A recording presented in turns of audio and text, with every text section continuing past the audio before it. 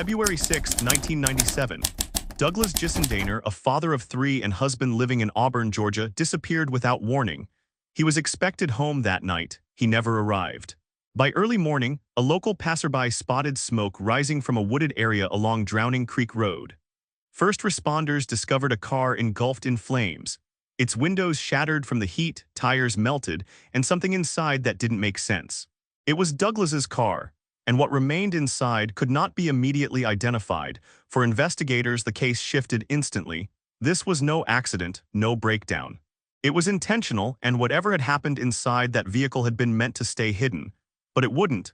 Within days, a second name would surface, one no one had expected: Renee Gissendaner, his wife. Kelly wasn't at the scene. She didn't call for help, and when authorities arrived at her home, she didn't appear distressed. She claimed Doug had left to cool off, that he'd likely be back soon, but she didn't file a missing person report. She didn't ask questions. She didn't seem shocked that her husband, the father of her children, had vanished overnight. That silence raised the first alarm. Police began tracing Doug's final movements: phone records, conversations, witnesses. It wasn't long before they discovered another name tied to Kelly: Gregory Owen, a man she had been seeing during one of her separations from Doug. He was younger, less stable, and far more impressionable. And according to a statement later given under oath, he was involved in what happened that night. Gregory eventually told police he had lured Kelly, he said, had planted the idea, not with direct commands but with consistent suggestions, emotional pressure, repeated framing of Doug as a threat, as a weight, as someone keeping her from the life she wanted. She wasn't there. She never touched a weapon, but in Gregory's words, she was the reason he did what he did.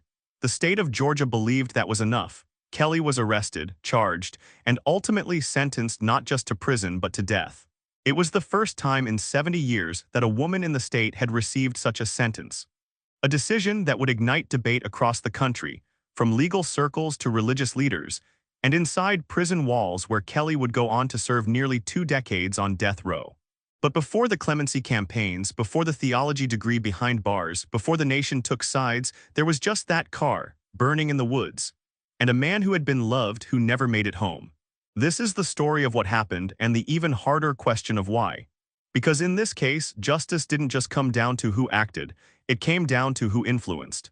Before her name made headlines across the nation, Renee Gissendaner was just a woman trying to keep her life from falling apart. She had 3 children, a second marriage that wasn't working, and a personal history filled with instability. But to those around her in 1997, she looked like someone who was trying. She was back in school. She was attending church. She was starting over again. Douglas Gissendaner, her husband, was quiet, dependable, and deeply committed to his family. He wasn't loud, controlling, or aggressive. He worked a steady job in construction, stayed close to his kids, and according to friends, still loved Kelly, even after years of ups and downs. The two had divorced once, then remarried, then separated, then tried again. It was messy, complicated, but not uncommon. Those close to them described Doug as the anchor, the one who kept things grounded even when Kelly drifted. And she did drift. During their second separation, she reconnected with a younger man named Gregory Owen, someone she had known in passing, someone far removed from the life she shared with Doug. He was 23 years old. He had no stable job, no strong ties, but he did have a connection to Kelly, one she hadn't mentioned. Neighbors and coworkers confirmed they had seen the two together. Text records, what was recoverable in 1997, showed late-night calls and planned meetings. And when Gregory was brought in for questioning, he cracked faster than anyone expected. He admitted to being at the scene. According to his statement, he lured Doug out to the wooded area under false pretenses. He said he believed Doug was a threat, that Kelly had made him feel she was in danger, that if something didn't happen, she'd never be free. He described Doug arriving, parking, stepping out of the car. There was an argument, a struggle, and then silence. Gregory claimed that after it was over, he panicked. He didn't know what to do. So he poured gasoline into the car and lit a match. It was, in his words, a desperate attempt to erase a mistake that couldn't be undone. But as haunting as that confession was, it wasn't the most shocking part. What stunned investigators and would later become the foundation of the prosecution was what Gregory said next. He said he didn't act alone, that while Kelly hadn't been there physically, her voice had been in his head the entire time. That she had planted the idea, fed it, reinforced it not once, not directly, but consistently. He described weeks of emotional pressure, of being told that Doug was toxic, manipulative, dangerous, that Kelly had no escape. That something had to change. According to Gregory, Kelly had never said the words "do it." But she didn't have to. Investigators believed they were looking at a crime of influence, not impulse. They searched Kelly's home, re-examined her timeline, found inconsistencies. Calls she said never happened but did, gaps in her whereabouts, voicemails left unanswered. Kelly had told multiple people that she was trapped, that Doug wouldn't let go, that she needed a way out. What started as casual conversation turned into something more. Kelly spent more time away. Friends noticed. Doug noticed, but no one expected where it would lead. Gregory wasn't just a side figure in Kelly's life. He became someone she could confide in, someone she could shape. According to statements later given under oath, Kelly spoke about Doug often during that time, not with fear but with frustration. She told Gregory that Doug was controlling, that he was in the way, that she couldn't move forward unless something or someone changed. It was never said outright. There was no recorded threat, no plan written on paper. But prosecutors would later argue that the conversations were consistent, emotional, and influential. While Kelly kept up appearances, parenting, studying, rebuilding, something else was forming underneath. Doug, meanwhile, stayed hopeful. He had seen Kelly fall apart and bounce back before. He believed they could make it work. He continued reaching out, continued trying to be present. Just weeks before his death, he told a friend he thought things were getting better. He didn't know that Kelly was still seeing Gregory. He didn't know that Gregory had already begun viewing him as a problem, not because of anything Doug had done directly, but because of how he had been described. Looking back, there were signs, subtle ones. Kelly had grown distant. She wasn't responding to calls the same way. Her conversations felt rehearsed, mechanical, and Gregory, too, had changed. He became protective not of Kelly's marriage but of her freedom, of her version of the story. When police later asked Kelly about her relationship with Gregory, she admitted they had been close during her separation from Doug, but she downplayed the seriousness, claimed it was over, claimed she had been focused on her marriage again. But the timeline told a different story. Phone records, witness accounts, letters, none of it painted Kelly as someone trying to rebuild with Doug. They showed a woman torn between two worlds, one she said she wanted and one she couldn't seem to walk away from. By the time February 6th came around, Doug had no reason to suspect anything. He was trying to be a better husband. He was doing what he'd always done, give Kelly another chance. And she, according to investigators, had already made a different decision. She didn't tell Doug what was waiting for him in the woods that night. She didn't tell him who he was about to meet. She just let him go. On the night of February 6, 1997, Douglas Gissendaner received a call. We may never know what exactly was said, only that minutes later, he grabbed his keys and drove off alone. He didn't tell anyone where he was going. He didn't seem upset or alarmed, just focused, like he had something to resolve. That was the last time anyone saw him alive. By early morning, a passerby noticed smoke rising from a wooded patch off Drowning Creek Road, an isolated, barely traveled stretch outside Auburn, Georgia. When first responders arrived, they found a car engulfed in flames. The heat was intense. The interior was gutted. The vehicle belonged to Douglas. What remained inside couldn't be identified immediately, but the VIN confirmed it, his car, his last known location, and something was deeply wrong. Investigators didn't waste time. This wasn't an accident. It wasn't spontaneous. The fire had been set on purpose and with precision, so the question was clear: who wanted Douglas gone? Attention turned quickly to his wife, Kelly. Not because she was hysterical, but because she hadn't called the police. She hadn't asked anyone if they'd seen Doug. When authorities reached out to notify her about the vehicle, her reaction was flat, controlled. But her calm wasn't convincing. And as police looked closer, they found something else, something that pulled the entire case in a new direction. Gregory Owen now had a motive, a narrative, and a cooperating witness. Doug had walked into those woods thinking he was meeting someone to talk. Instead, he walked into a plan already in motion. The fire was just the cover. From the moment Gregory Owen confessed, the investigation shifted gears. Detectives no longer had to ask what had happened. They now had to prove why and who else was responsible. Gregory was clear. Kelly hadn't been at the scene. She hadn't physically harmed Douglas. But in his words, she had pushed him to believe there was no other way. Police needed to know, was this just Gregory protecting himself, or was there truth behind his claims? They started with the timeline. Phone records showed multiple calls between Kelly and Gregory in the 48 hours before Doug's disappearance, far more than she had originally disclosed. Some lasted seconds, others several minutes.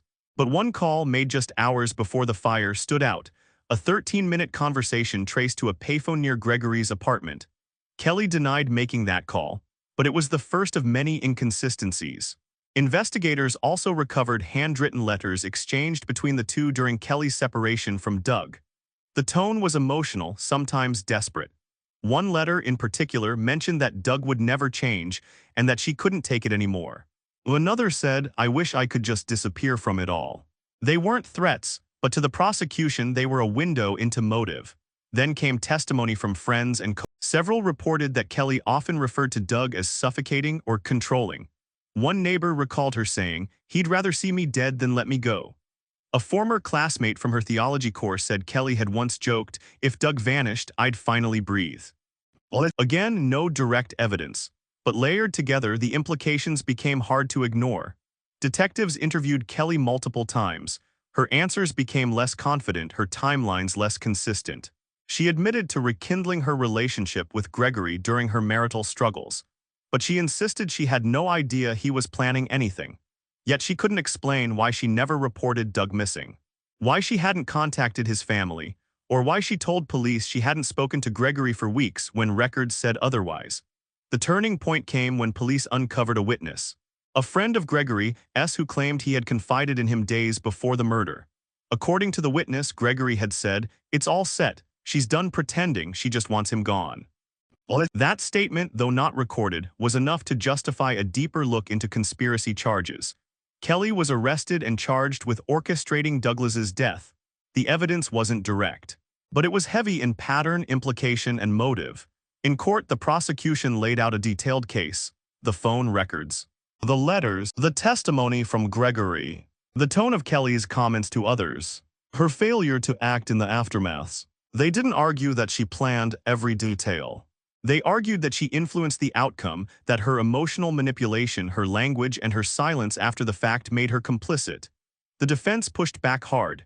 They painted Gregory as unstable, said he acted alone, misunderstood her intentions, and twisted her words to save himself. They described Kelly as a flawed woman, yes, but not a criminal mastermind. A person in emotional crisis, not someone who orchestrated a killing. But for the jury, the cumulative weight of the evidence was enough. It wasn't one call or one comment. It was everything, all of it woven into a single devastating conclusion. Kelly may not have struck the blow, but according to the court, she created the storm, and that was all it took. The case of Kelly Renee Gissendaner didn't rely on fingerprints, security footage, or a recorded confession. It relied on influence. At trial, the state of Georgia argued one thing above all else: Kelly didn't have to be there to be responsible. Their case centered on the idea that she planted the seed, emotionally, psychologically, and Gregory Owen acted on it. They called it a crime of manipulation. The prosecution laid out a clear chain of events: black circle, a deteriorating marriage, a rekindled affair, a repeated pattern of language framing Douglas as a barrier. Black circle and a partner, young, impressionable, who believed she wanted Doug gone. They didn't claim Kelly ever said, "Kill him." But they argued she said everything else around it, and Gregory agreed. Under oath, he testified that Kelly spoke often about not being able to breathe around Doug. That she said things like, "He'll never let me go, and I wish I didn't have to deal with him anymore." According to Gregory, those words were enough to justify action. He said he believed he was helping her, not hurting anyone. The defense team challenged that narrative directly. They said Gregory was the sole actor, that he misread Kelly's frustration as permission. They pointed out that Kelly had no history of violence, no written plan, and no documented threat. They claimed Gregory acted on his own impulses, then tried to drag her into it to reduce his own sentence. And he had a motive to do so. Gregory had accepted a plea deal, life in prison, in exchange for his testimony against Kelly. That deal kept him off death row. To the defense, that alone made his story unreliable. They also leaned heavily on Kelly's background: black circle, a woman with a difficult past, trying to rebuild her life. Black circle, studying theology, raising 3 children, battling emotional instability but not criminal intent. They painted her as flawed but human. Still, the prosecution had one final card: Kelly's silence. After Douglas went missing, she didn't report it, she didn't search, she didn't ask questions. She returned to her routine, calm, composed, until the body was identified and police came knocking. To the jury, that silence spoke volumes, and in the end, it may have been what decided her fate. After a lengthy trial, the jury found Kelly guilty of orchestrating the events that led to her husband's death. They agreed she had influenced the outcome, even if she hadn't physically participated. She was sentenced to death, making her the first woman in Georgia in over 70 years to receive that punishment. The decision was polarizing. Some saw it as justice, others saw it as overreach. Legal experts debated whether emotional influence without direct instruction should ever lead to capital punishment. The public was split. To some, Kelly was a cold planner who used manipulation as her weapon. To others, she was a broken woman whose words had been misinterpreted in the worst possible way. But the court had spoken, and barring a successful appeal, her sentence would stand. From that moment on, Kelly Gissendaner would not be viewed as a struggling wife or single mother. She would be known by a different title, Georgia's only woman on death row. After the verdict, Kelly Renee Gissendaner became the only woman on Georgia's death row. Her prison ID replaced her name. Her world shrank to a concrete cell and a strict daily routine. Time, once measured in hours, became measured in appeals. For the first few years, she barely spoke. She kept to herself. She didn't ask for visitors, but something shifted around year 5. She enrolled in a prison theology program through Emory University. It was the first of its kind, offering academic-level theological education to inmates serving life or capital sentences. Kelly showed up to every class. She studied scripture, she journaled, she asked difficult questions. She didn't become a saint, but she did become something else: present. Over time, she began mentoring younger inmates, women entering the system angry, scared, alone. Kelly wasn't just older, she had seen it all, and unlike many others, she had found a way to keep going. Officers described her as respectful. Fellow inmates called her a peacemaker. She rarely raised her voice, she offered advice. She listened more than she spoke.